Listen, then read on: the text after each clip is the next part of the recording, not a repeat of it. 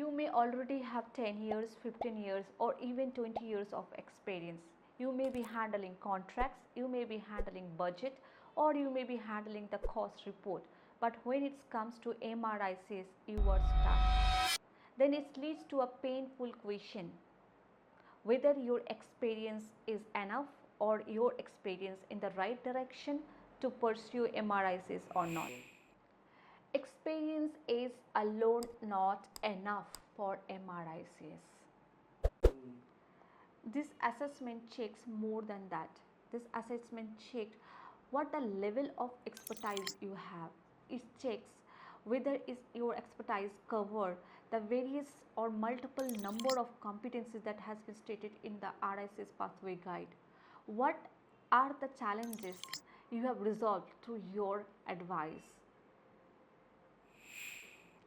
Most of the candidates, they fail to identify the problems to write their case study, and many a times the candidates doesn't know what to include their SOE at what levels. They does not align their experience how the RICs expect in their SOE to be written. Even though the candidates have the experience, still they fail to communicate during their final assessment interview.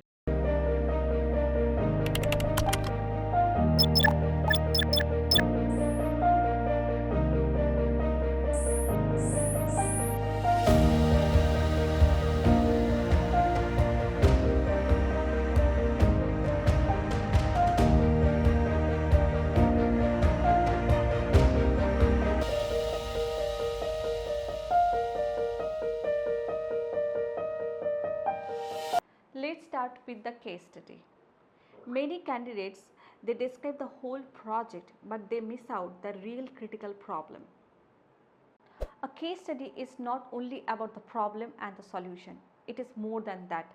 In a structured case study, you should mention the background of the key issue, and you should also mention how it was impacting the project, whether the impact was the cost or it was a schedule or something else. What was the impact? You should mention that, and then you should write the several options that you have discovered during your decision making process. You must state the logic behind the selection of the option, and finally you should provide the evidence that will help you to prove your logic was sufficient enough to select the option. The second problem is writing summary of experience. The problem is not about the lack of experience, rather it is the problem of alignment of your experience with the RICS pathway guide, with the expectations of RICS for each level of competencies. Level 2 is about doing. That means whatever you perform in your project, in your day-to-day activities, that is related to the RICS pathway guide. But candidates forget to mention about the specific example. They generally end up with writing the general experience, but it will be good if you can provide the right example. For that you need to mention the project name and then what exact task you have performed and how you have performed, the steps you can write or the process you can mention.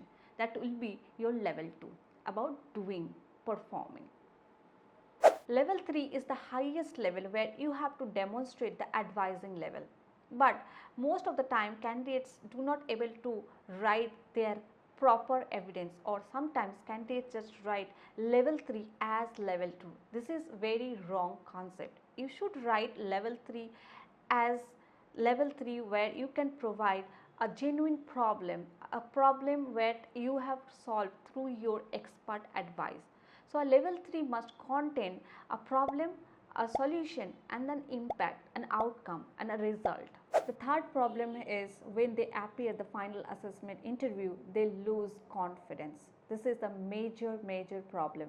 Whether you have experience, whether you have knowledge, that doesn't matter. This interview itself, the interview name itself brings a lot of stress, and dealing with the stress is very important during your final assessment interview.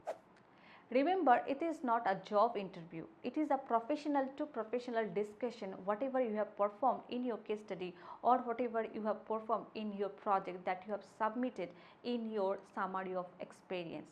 So for that, first thing is you need to be confident enough, and then you must demonstrate your knowledge through structured answer. So you need to know how to structure. For that, you need to read the theories and you need to align your theories with the practical experience and explain the key topics throughout your answering. And then another important thing is overlooking the mandatory competencies, the ethical problems. So you also need to know what are the ethical grounds RICS expects you to learn, and you have to read those ethical competency. You need to read the mandatory competencies, communications, health and safety, sustainability. Candidates just overlook, they just focus on the technical competencies, they do not focus on the mandatory competencies. So you need to read that as well. Let me summarize now and give you simple frameworks for you. Consider the case study first. So for case study, you need to write the problem statement and then write what is the criticality, why this problem was critical for you, and then write the impact of the problem, and then consider several logic and your recommendation for the option, and to support your logic provide evidence. Second framework is for SOE. For SOE, it is very important to know each competencies. What are the expectations of RICS? It is mentioned in RICS pathway guide. So before writing your SOE, you should know each and every competency, what topic it covers. Read the RICS pathway guide for that. It is very, very important. Then start writing with level 1. In level 1, you should mention the CPD source and then mention the topics that you know, and then write a few lines about that topic. Then you go for the level 2. When it comes to level 2, you should mention the project examples and then what you have performed, and next how you have performed, and next the third level, which is advising level. For advising level, you should write about the challenges, the problem, and then provide your expert advice. And when you provide your advice, then write the result, the outcome. The third framework is for final assessment interview, and when it comes to final assessment interview, there is no shortcut, and I always say you need to go through triple process to crack final assessment interview, and these are prepare, practice and present. For preparation, you need to find out key areas whatever you have mentioned in your submission, and then you have to prepare what you will be saying in what slides for your case study, and then you have to find out the major guidance note, the RICS guidance note, and you have to study. That will be your preparation. Second come is practice. For practice, you need to record yourself for each slides, how much time you are taking, that you have to record and understand how your delivery is, whether you are able to complete your presentation within time, within 10 minutes or not. That is for your case study.